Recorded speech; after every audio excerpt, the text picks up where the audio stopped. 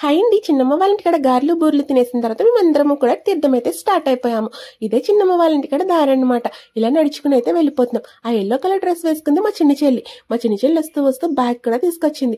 మా చిన్న చెల్లి తీర్థంలో నేను స్టిక్కర్ ప్యాకెట్ కొనివ్వు అని అడిగితే, నీ దగ్గర చాలా ఉన్నాయి కదక్క, అవన్నీ గమ్ అయిపోయాక చెప్పు, అప్పుడు కొనిస్తాను అని అయితే అందనమాట. మా చిన్న చెల్లి అయితే నేనైతే నాకంటూ ₹1 అయితే ఖర్చు పెట్టించలేకపోతున్నాను. ఇలా తీర్థంలో చాలా షాపులు అయితే చూసాం. అన్నిటికన్నా బాగున్న షాప్ ఏదైనా ఉంది అంటే మాత్రం ఈ చెక్కతో చేసినటువంటి వస్తువులు. ఇక్కడ అన్ని చెక్కతోటే ఉన్నాయి. ఒకప్పుడు నాకు ఈ కీ చైన్స్ అంటే చాలా ఇష్టం. ఇప్పుడు అంతగా ఇష్టపడలేదు. నెక్స్ట్ తీర్థం అంతా తిరిగేసాం. మేము వెళ్ళేసరికి జనం అయితే లేరు, కానీ తర్వాత అయితే మాత్రం చాలా ఎక్కువ మంది జనం అయితే ఉన్నారనమాట. ఎక్కడ చూసినా ఇలా ఐస్ క్రీమ్స్ బండి దగ్గరే. నాకైతే చికెన్ పకోడీ మీద పడిపోయింది. ఆ పట్లంగా కట్టుకున్న అమ్మాయి అయితే మా మోక్ష వాళ్ళ చిల్లంట.